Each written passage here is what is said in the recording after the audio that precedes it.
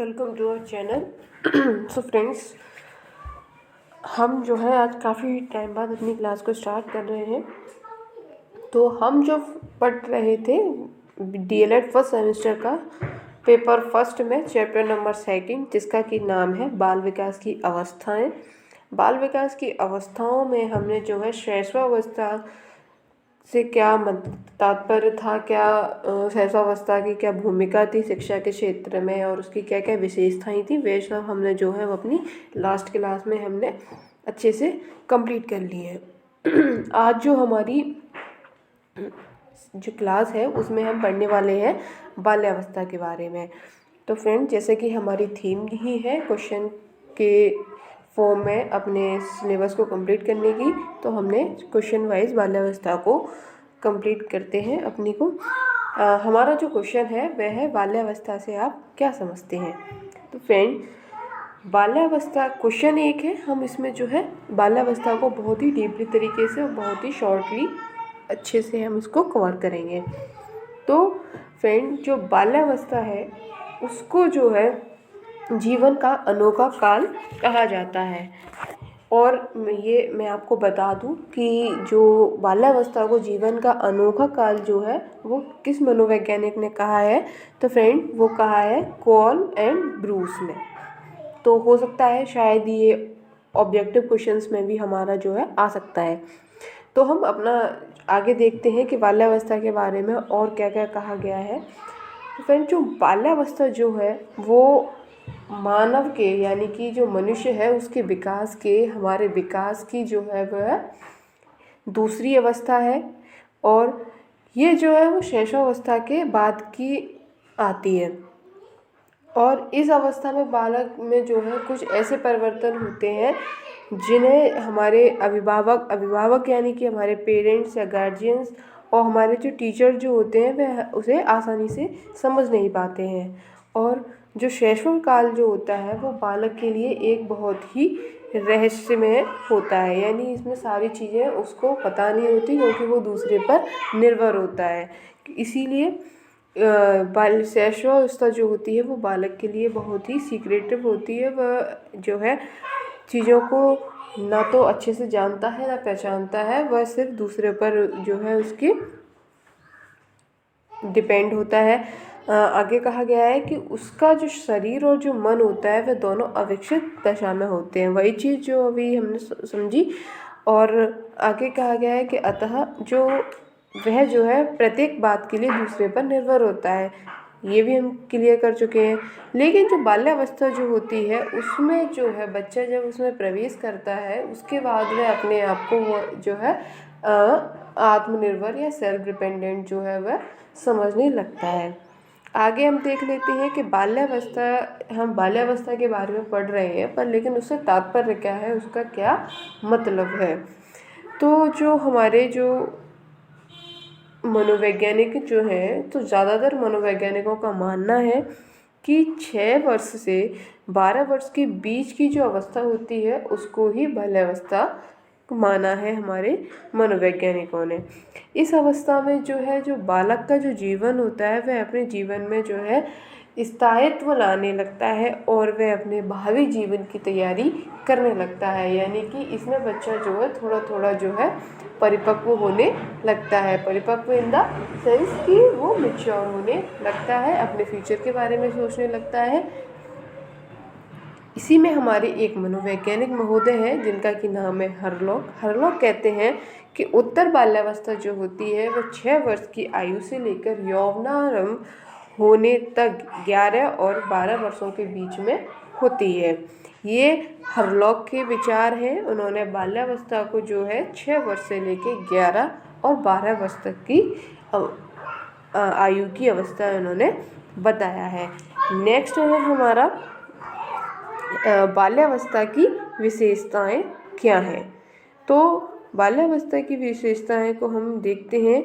इसमें कहा गया है कि सर्वांगीण विकास की दृष्टि से जो है बाल्यावस्था की प्रमुख विशेषताएं जो है निम्नलिखित है।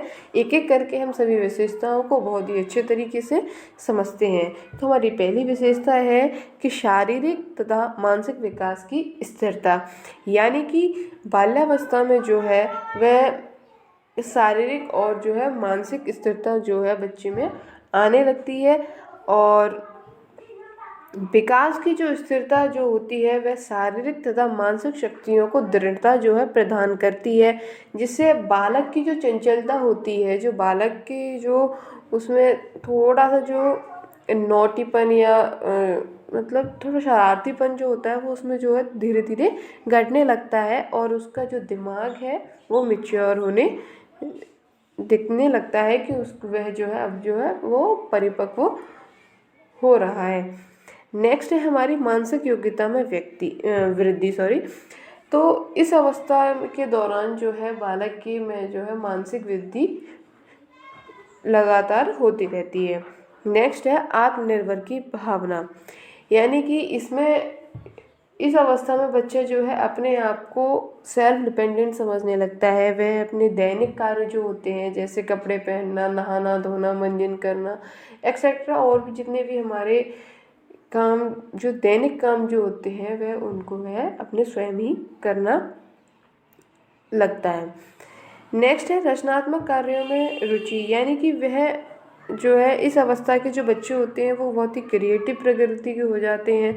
उनको क्रिएटिविटी इतनी पसंद होती है कि जितने भी काम हमारे जो जिसमें क्रिएटिवनेस जो भरी पड़ी होती है वो उनको बहुत ही करने में बहुत ही जिज्ञासु हो जाते हैं, बहुत ज़्यादा जो है उसमें दिलचस्पी लेते हैं। जैसे बगीचे में कार्य करना, जैसे कि बगीचों में पेड़ पौधों की घास को साफ करना, और लकड़ी इधर से उधर रखना, मतलब उसको साफ सफाई करना, और कागज़ की कुछ कुछ वस्तुएं बनाना। तो ये जो है बहुत ही क्रिएटिविटी जो है दिखाने लगते हैं इस उम्र के जो भी बालक होते हैं। नेक्स्ट है हमारा जिज्ञासा की प्रबलता। जो इस अवस्था के जो बच्चे होते हैं उनमें जिज्ञासा की प्रबलता जो है बहुत ही काफ़ी तीव्र गति से होती है। वे बालक जो है वो जिस किसी भी वस्तु के संपर्क में जो वह आता है ना, तो वह सब के विषय में जानना चाहता है। उसके अंदर इतनी जिज्ञासा होती है कि वह सभी के विषय के बारे में जानना चाहता है कि ये चीज़ जैसे फॉर एग्जांपल के तौर पे हम ले लेते हैं कि अभी उसके सामने कोई एक पेड़ लगाया गया, तो फिर वो उससे इतने सारे क्वेश्चन पुटअप करेगा कि ये इस बीज को गाड़ने से इतना बड़ा पेड़ कैसे हो जाएगा, ये तो इतना छोटा सा बीज है, इसमें फिर इतने फल कैसे आएंगे, और ये कितने दिन में बड़ा हो जाएगा। ऐसे जो है वो बहुत सारे क्वेश्चन जो है पुटअप करता रहता है। तो उसको चीज़ों को जानने की जिज्ञासा जो है बहुत ज़्यादा होती है। नेक्स्ट है हमारी विशेषता कि सामूहिक प्रवृत्ति की प्रबलता, यानी कि इस उम्र के जो बच्चे होते हैं उनको जो है वह समूह में रहना यानी टोली में रहना उन्हें बहुत ही अच्छा लगता है। तो फ्रेंड्स एक नोट के तौर पे हम इसको ले लेते हैं कि इसमें बाल्यावस्था जो होती है उसको टोली की अवस्था भी कहते हैं। तो हमारा ऑब्जेक्टिव में कई बार क्वेश्चन ऐसा पूछा गया है कि बताइए कि टोली की अवस्था किस अवस्था को कहा जाता है, तो वो हमारी बाल्यावस्था को कहा जाता है, क्योंकि इसमें बच्चे जो है वो समूह में रहना ज़्यादा पसंद करता है। उसको सामूहिक रूप से खेलना भी पसंद हो जाता है, और वह किसी न किसी ग्रुप का जो है मेंबर बनना चाहता है। उसको रुचि होती है कि और अपने खुद ग्रुप बनाता है। तो इसमें जो है वो सामूहिक प्रवृत्ति की प्रबलता उसमें बढ़ जाती है। नेक्स्ट है सामाजिक एवं नैतिक गुणों का विकास। इसमें क्या होता है कि इस समय के जो बालक होते हैं वह जो है अपने दोस्तों के साथ में अधिक टाइम स्पेंड करना ज़्यादा पसंद करते हैं। उन्हें उनके साथ ज़्यादा समय बिताना जो है अच्छा लगता है। ये उनके व्यवहार पर जो उनका जो व्यवहार होता है वो दूसरों की जो है तारीफ़ें करना या उनकी बुराइयां करना इस पर आधारित होता है। इसके फलस्वरूप जो क्या होता है, इनमें जो है अनेकों प्रकार के जो है सामाजिक और नैतिक गुण जो होते हैं, जैसे कि आज्ञा पालन हो गया, सहयोग करना किसी के, और सहनशीलता की भावना, और ईमानदारी, सद्भावना, सहानुभूति, ये सारी चीज़ें जो है उनका उसमें जो है बालक में विकास होने लगता है। आई होप आपको यहाँ तक चीज़ें समझ में आ रही होंगी कि बाल्यावस्था क्या है, उसका क्या अर्थ है, किस एज तक होती है, और इसको और किस नाम से जाना जाता है, और इसकी विशेषताओं में जो हम एक एक करके जो जो पॉइंट हम क्लियर कर रहे हैं वह भी आप सभी को आई होप समझ में आ रहा होगा। नेक्स्ट है हमारा सामूहिक खेलों में विशेष रुचि। तो इसका मतलब है कि सामूहिक खेलों में विशेष रुचि का मतलब ये है कि जो बच्चा होता है वह समूह में खेलने के लिए बहुत ही अपनी दिलचस्पी दिखाता है, बहुत रुचि लेता है। जैसे लड़के जो होते हैं वो लड़कों के साथ में खेलना पसंद करते हैं, और जो बालिकाएं या लड़कियां जो होती हैं वह सब अपना एक अलग ग्रुप में खेलना पसंद करती हैं। तो इस उम्र के जो बच्चे होते हैं वह एक साथ जो है अपने ग्रुप्स बनाकर खेलने में रुचि लेते हैं। नेक्स्ट है हमारा काम प्रवृत्ति की न्यूनता, यानी कि कुछ हमारे मनोवैज्ञानिक हैं, उन मनोवैज्ञानिकों के अनुसार जो है इसमें कहा गया है कि बच्चे में जो है जन्म से ही, यानी कि वो शुरुआत से ही उसके अंदर जो है काम भावना जो है विकसित होने लगती है। लेकिन बाल्यावस्था में जो है स्वप्रेम तथा पिता और माता विरोधी काम ग्रंथियां समाप्त हो जाती हैं, और बालक और जो बालिकाएं जो होती हैं वे समलिंगी प्रेम भावना का उदय होता है उनके अंदर। यानी कि वे लड़के लड़कों में रहना पसंद करते हैं, लड़कियां लड़कियों में रहना में पसंद करती हैं। तो नेक्स्ट है हमारा संग्रह प्रवृत्ति का विकास, यानी संग्रह, यानी कि इस हेडिंग से ही समझ में आता है कि इसका क्या मतलब होगा। संग्रह प्रवृत्ति का विकास यानी कि इस उम्र के बच्चों को चीज़ों को इकट्ठा करने की बहुत ज़्यादा रुचि होती है। वे चीज़ों को इकट्ठे करने के लिए वो, जैसे कोई घर में कोई पुराने न्यूज़पेपर हो गए उनको रखते रहेंगे, बेशक उनका कोई मतलब की नहीं है, पर लेकिन वो उस चीज़ को इतना रुचि लेते हैं उसको करने में, तो वो अपने चीज़ों को जो है इकट्ठा करने में बहुत ज़्यादा अपनी रुचि दिखाते हैं। तो इससे उनकी संग्रह प्रवृत्ति का जो है उनका विकास होता है। नेक्स्ट हम देखते हैं फ्रेंड्स कि जो बाल्यावस्था है उसका शिक्षा के क्षेत्र में क्या महत्व है। तो इसमें हम जान लेते हैं कि जो शिक्षा और जो विकास है उनमें जो है बहुत ही घनिष्ठ संबंध होता है, और जो शिक्षा जो होती है वो विकास की ही एक प्रक्रिया है। और बाल्यावस्था में जो है बालक के जीवन की जो है महत्वपूर्ण अवस्था है, यानी बाल्यावस्था जो है वो बालक के जीवन की महत्वपूर्ण अवस्था है। अतः यह आवश्यक नहीं,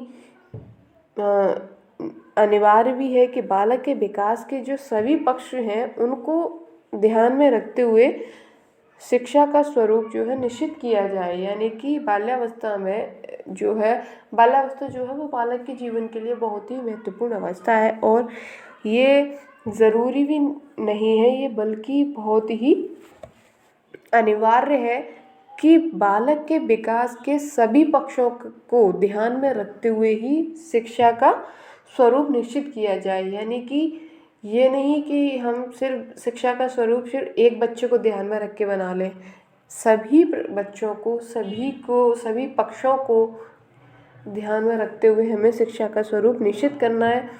जिसमें कि सबसे पहला पॉइंट है शारीरिक विकास पर ध्यान। शारीरिक विकास में कहा गया है सबसे पहली बात और सबसे प्रचलित भी है कि स्वस्थ शरीर में ही स्वस्थ मस्तिष्क का निवास होता है,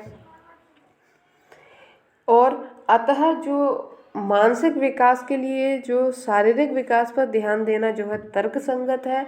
बालकों के उत्तम स्वास्थ्य के लिए उन्हें संतुलित और पौष्टिक भोजन देना चाहिए। यानी शारीरिक विकास बहुत ही ज़्यादा ज़रूरी है। जब बच्चा शरीर से स्वस्थ होगा तो वह मन मस्तिष्क दोनों से ही स्वस्थ होगा, और वह चीज़ों को अच्छे से सीखेगा, अच्छे से उसका विकास होगा।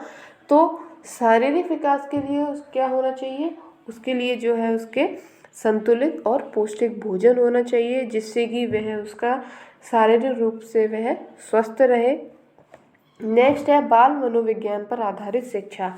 पहले क्या होता था कि जो शिक्षा जो थी वो अध्यापक केंद्रित थी, यानी कि अध्यापक के अनुसार ही बच्चों को पढ़ाया जाता था। मान लीजिए उस टाइम में अगर अध्यापक ने कहा अपने बल के दम पर या उसने डंडे के बल पर उन्होंने ये एक ऐसा अनुशासन बनाया कि जब तक मैं नहीं कहूँगा, जब तक आप तुम सब लोग मतलब बच्चों से तुम सब लोग जो है किताब अपनी नहीं रखोगे। तो ये क्या हुआ, अध्यापक केंद्रित शिक्षा, कि जब तक अध्यापक की मर्जी है तब तक बच्चा उस बेशक बच्चे का मन है या नहीं है, या उसको उस सब्जेक्ट में उस विषय में रुचि है या नहीं है, इससे कोई मतलब नहीं है। जब तक वह उस चीज़ के लिए अध्यापक मना नहीं करता है तब तक बच्चे जो है किताबों को खोलकर जो है उसे पढ़ेंगे। तो इस तरीके की शिक्षा को हम कहते हैं अध्यापक केंद्रित शिक्षा।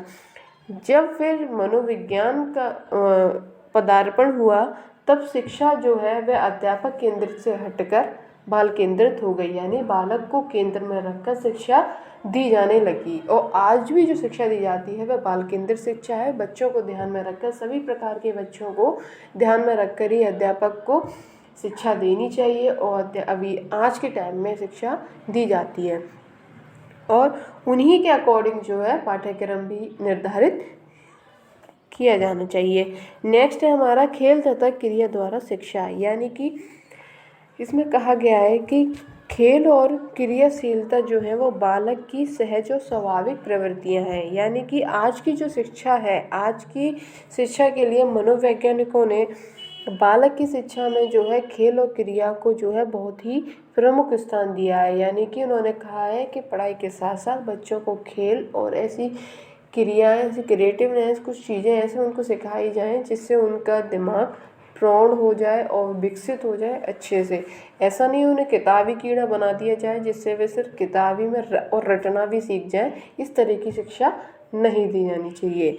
तो इसीलिए खेल और क्रिया द्वारा शिक्षा भी दी जानी चाहिए। नेक्स्ट है हमारा रोचक पाठ्यक्रम। रोचक पाठ्यक्रम का अर्थ मतलब है कि पाठ्यक्रम ऐसा होना चाहिए, ऐसे दर्शनों को रखना चाहिए पाठ्यक्रम में जो बालक के जो है उसको रुचि और आवश्यकता के अनुरूप हो। यानी कि पाठ्यक्रम को ऐसा बनाना चाहिए, पाठ्यक्रम ऐसा होना चाहिए जो बालकों की रुचि और आवश्यकता के अनुरूप हो तथा जीवन से संबंधित हो। अनावश्यक दर्शन और पुस्तकों का बोझ जो है वह उन पर नहीं लादा जाए, और अन्यथा की स्थिति में उनको रटकर परीक्षा पास करने के लिए भी ऐसा उनका मानसिक विकास भी ना किया जाए। ये है हमारा रोचक पाठ्यक्रम। इसका मतलब आई होप समझ गए होंगे कि पाठ्यक्रम बच्चों के अनुकूल होना चाहिए। ऐसा पाठ्यक्रम बिल्कुल ना होना चाहिए जिसमें कि अनावश्यक उसमें चीज़ें हों, अनावश्यक तमाम तरीके की पुस्तकें हों जिसका उनके लिए कोई महत्व नहीं है। तो ऐसा उन पर बोझ ना लादा जाए, और उनके अंदर ऐसी मानसिकता नहीं पैदा करनी चाहिए कि वे सिर्फ रट कर परीक्षा पास करना ही अपना एक सरल चीज़ उसमें समझें कि हम इस चीज़ को रट लें और हमारा पेपर हम एग्ज़ाम दे आए, बात खत्म। ऐसा ना शिक्षा ऐसी किसी शिक्षक को देनी चाहिए और ना ही ऐसा पढ़ाना चाहिए। नेक्स्ट है हमारा इसमें कि भाषा विकास पर ध्यान, यानी कि जो हमारी बाल्यावस्था में जो है वह भाषा विकास पर विशेष ध्यान देना चाहिए। बालकों के जो भाषा संबंधी ज्ञान में जो है वृद्धि करने के लिए उन्हें बातचीत करने और कहानियाँ सुनाने, पत्र पत्रिकाएँ पढ़ने, डिबेट में भाग लेने, भाषण देने, कविताएं वगैरह सुनाने के लिए उन्हें जो है अवसर देने चाहिए, जिससे उनकी झिझक भी खुलेगी और उनकी भाषा का विकास भी अच्छे से होगा।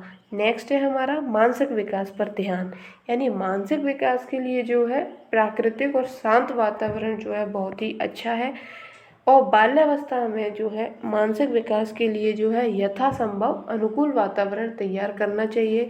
यानी कि उनके लिए जो है इतना शांत और उनके अनुकूल ऐसा वातावरण होना चाहिए कि जिससे उनका मानसिक विकास जो है बहुत ही अच्छे से हो जाए।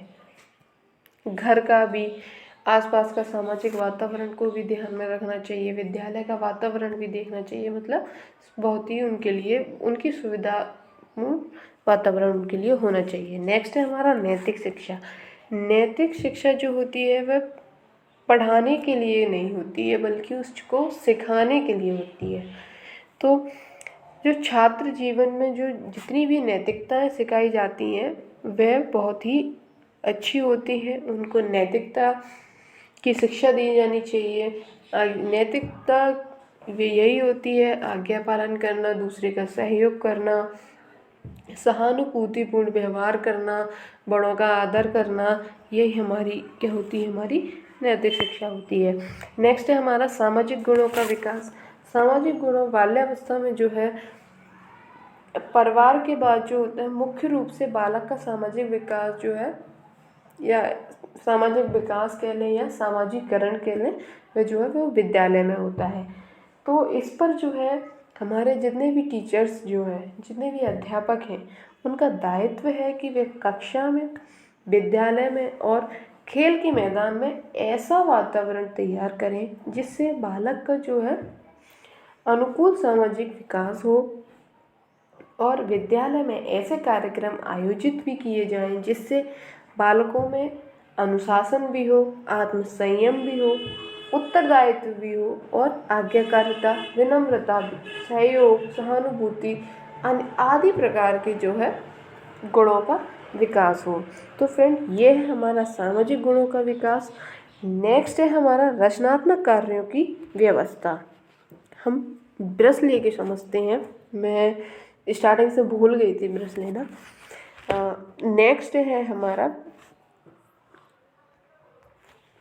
रचनात्मक कार्यों की व्यवस्था। रचनात्मक कार्यों की व्यवस्था का मतलब है कि बालकों में क्रिएटिविटी जो होती है उसकी प्रवृत्ति तो प्रारंभ से दिखाई ही देती है। जैसे वे मिट्टी और ईंटों से खेलने लगते हैं, उसके बहुत सारे घरौंदे से ऐसे, उसके बहुत सारे बच्चे तो ऐसे होते हैं जो मिट्टी को इकट्ठी कर लेंगे, फिर उसको ऐसा क्ले बना लेंगे उसको, फिर उससे बहुत सारी तमाम चीज़ें, कोई चिड़िया बनाता है, कोई कुछ भी बनाता है। लड़कियां होती हैं तो वो घरेलू जैसे मम्मियों को देखती हैं तो उस तरीके की, कभी कोई चक्रा बना रहा है, कोई बेलन बना रहा है, तो ये उनकी क्रिएटिविटी चलती रहती है। लड़के होते हैं वे लकड़ी के छोटे छोटे गुटकों में से कोई कोई वस्तु बनाना सीख लेता है। तो ये सारी चीज़ें जो है रचनात्मक कार्य जो है वह और ऐसा विद्यालय में भी कराना चाहिए जिससे वे उनकी जो है मानसिक विकास भी अच्छे से, रचनात्मक प्रवृत्ति का उनका विकास होगा। नेक्स्ट है हमारा सामूहिक प्रवृत्ति की संतुष्टि। सामूहिक प्रवृत्ति की संतुष्टि का मतलब है कि समूह में रहने की प्रवृत्ति प्रबल होना, यानी कि बच्चे जो होते हैं वह अकेले रहना पसंद नहीं करता, उसमें वह अन्य बालकों तथा मित्रों के साथ मिलजुल कर रहना और उनके साथ कार्य करने में आनंद का अनुभव करता है। और विद्यालय में जो होती हैं हमारी बाल सभाएं, स्काउट गाइड जो होती है, पर्यटन, नाटक, सरस्वती यात्राएं, सांस्कृतिक कार्यक्रम और भी हमारे जितने भी कार्यक्रम जो हैं वह विद्यालय में समय समय पर आयोजित करने चाहिए जिससे कि बच्चे जो है समूह में रहना ज़्यादा से ज़्यादा पसंद करें। और आगे है हमारा कि शिक्षा की दृष्टि से बाल्यावस्था जो है वो जीवन की महत्वपूर्ण अवस्था है। इस काल में बालकों के व्यक्तित्व का बहुमुखी विकास करने का दायित्व जो है माता पिता, अभिभावकों एवं अध्यापकों का है। इस अवस्था में उन साधनों और तरीकों का इस्तेमाल करना चाहिए जिससे बालक का संतुलित विकास हो सके तथा वह भावी जीवन के लिए तैयार हो सके। यानी कि इसमें कहा गया है कि जो बाल्यावस्था जो होती है वह उसमें बालक के व्यक्तित्व का, यानी कि उसके पर्सनैलिटी का बहुमुखी विकास करने का दायित्व माता पिता का भी होता है, अभिभावकों का भी होता है, अध्यापकों का भी होता है। इस अवस्था में जो है उन साधनों और तरीकों का इस्तेमाल करना चाहिए जिससे बालक का संतुलित विकास हो। यानी कि इसमें बालकों के विकास के लिए बहुत ही अच्छे से चीज़ें बताई गई हैं कि उनके विकास के लिए तरीके भी ये बहुत ही उनके अनुकूल ऐसे इस्तेमाल करने चाहिए जिससे कि उनका संतुलित विकास हो और ये सारी चीज़ें उनके भावी जीवन के लिए जो है बहुत ही फलदायक होंगी और उनको भावी जीवन के लिए तैयार होने के लिए भी बहुत ही हेल्पफुल होंगी। आई होप फ्रेंड आज की क्लास को बस हम यहीं तक रखते हैं। नेक्स्ट क्लास में हम पढ़ेंगे किशोरावस्था को। तो फ्रेंड्स बाल्यावस्था के बारे में आपको कोई भी चीज़ समझ में नहीं आती है तो प्लीज़ कमेंट करके ज़रूर बताइएगा। चैनल पर नए हैं तो चैनल को सब्सक्राइब कीजिएगा, साथ में नोटिफिकेशन बेल भी दबाइएगा। हमारी क्लासेस कुछ टाइम से जो है बहुत ही लेट हो गई थी, पर अब नहीं होंगी। पर डे एक क्लास डेफिनेटली आएगी। Thank you for watching. जय हिंद।